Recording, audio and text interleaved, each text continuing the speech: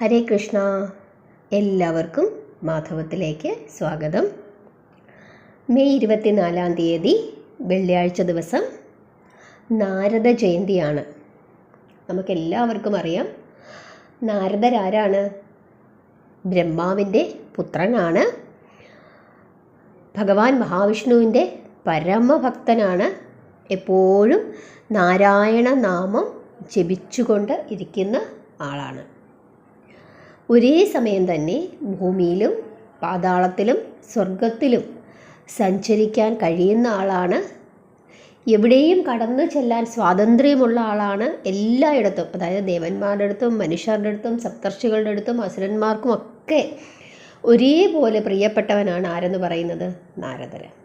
നാരദരെ എന്തുകൊണ്ടാണ് എല്ലാവർക്കും ഇത്രയും പ്രിയപ്പെട്ടത്? അദ്ദേഹം സന്ദേശവാഹകനാണ്. നമുക്ക് ഒരു പക്ഷേ പറയാം, ആദ്യത്തെ പത്രപ്രവർത്തകനാണ് ആരെന്ന് പറയുന്നത്? നാരദര് എന്ന് പറയാം. കാരണം വാർത്തകൾ എത്തിച്ചു കൊടുക്കുന്ന ആളാണ് ആരെന്ന് പറയുന്നത്? നാരദര്. ഇപ്പോൾ നമുക്ക് തന്നെ നമ്മളിലേക്ക് വാർത്തകൾ എത്തിച്ചു തരുന്നത് ആരാണ്? മീഡിയ, പ്രസ്സാണ് അല്ലേ? പത്രങ്ങളാണ്, അല്ലെങ്കിൽ പത്രപ്രവർത്തകരാണ് അത് ആ മാധ്യമം വഴി നമ്മളിലേക്ക് എത്തിക്കുന്നത്. അതേപോലെ തന്നെയാണ് ആദ്യത്തെ പത്രപ്രവർത്തകനായിരുന്നു ആരെന്ന് പറയുന്നത്? നാരദര്. നാരദരും ഇതേ ജോലി തന്നെയാണ് ചെയ്തുകൊണ്ടിരുന്നത്. കാരണം ഇപ്പോൾ ഭഗവാൻ മഹാവിഷ്ണുവിൻ്റെ ഒരു സന്ദേശം ഏതെങ്കിലും ഒരു അസുര രാജാവിന് കൊടുക്കണമെന്നുണ്ടെങ്കിൽ, അല്ലെങ്കിൽ മറ്റേതെങ്കിലും ഒരു സ്ഥലത്തെ സന്ദേശം മറ്റെവിടേക്കെങ്കിലും എത്തിക്കണമെന്നുണ്ടെങ്കിൽ അവിടെ ആരാണ് എത്തുന്നത്? കൃത്യമായി നാരദരാണ് എത്തുന്നത് അല്ലേ?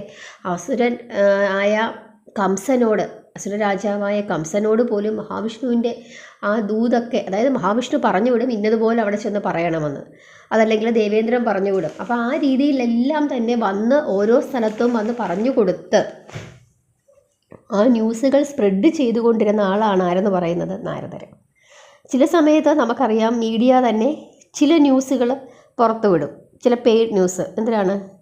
ചില സൊസൈറ്റിയെ തൃപ്തിപ്പെടുത്താനോ, അതല്ലെങ്കിൽ ചില സമയത്ത് ചില ഭയങ്ങൾ കുറയ്ക്കാനോ. ഇപ്പോൾ കോവിഡൊക്കെ വരുന്ന സമയത്ത് ചിലപ്പം വലിയൊരു പ്രശ്നത്തിലായിരിക്കും നമ്മൾ നിൽക്കുന്നത്. പക്ഷേ ജനങ്ങൾ പരിഭ്രമിക്കാതിരിക്കാൻ വേണ്ടി ചില ന്യൂസുകൾ, ചില രീതിയിലുള്ള ന്യൂസുകൾ അവർ പുറത്തേക്ക് വിടും. ചിലപ്പം കൂടുതൽ അലേർട്ട് ആവാൻ വേണ്ടിയുള്ള ന്യൂസുകൾ അവർ പുറത്തേക്ക് വിടും. അപ്പോൾ അങ്ങനെ ഇപ്പോൾ എപ്പോഴും ആ കറക്റ്റായിരിക്കണമെന്നില്ല മീഡിയയും കൊടുക്കുന്നത്. ജനങ്ങളെ ശാന്തരാക്കാനും അല്ലെങ്കിൽ മറ്റെന്തെങ്കിലും ശ്രദ്ധിക്കണം എന്നുള്ള ലെവലിലും ഒക്കെ ഉള്ളത് കൊടുക്കും. അപ്പോൾ അതേപോലെയുള്ള ന്യൂസുകൾ കൊടുത്തുകൊണ്ടിരുന്നത്, ഒരു സ്ഥലത്തു നിന്നും മറ്റൊരു സ്ഥലത്തേക്ക് എത്തിച്ചു കൊടുത്തുകൊണ്ടിരുന്നതും ആരാണ്? നാരദരാണ്. അതുകൊണ്ട് തന്നെ നമുക്ക് അദ്ദേഹത്തെ എന്തെന്ന് വിളിക്കാം? ആദ്യത്തെ പത്രപ്രവർത്തകനെന്ന് വിളിക്കാം. അദ്ദേഹത്തിൻ്റെ ജന്മദിനമാണ് വെള്ളിയാഴ്ച ദിവസം. അതുകൊണ്ട് തന്നെ നമുക്ക് അദ്ദേഹത്തെ ഓർക്കാം. കാരണം ഈ വൈശാഖ മാസത്തിൽ നമ്മൾ ഓരോരുത്തരും നാരായണ ഭജനവുമായി കഴിച്ചു കൂട്ടുകയാണ്. അപ്പോൾ ആ സമയത്ത് ഭഗവാന്റെ ആ പരമഭക്തനെ ഓർക്കുന്നത് തന്നെ പുണ്യമാണ്.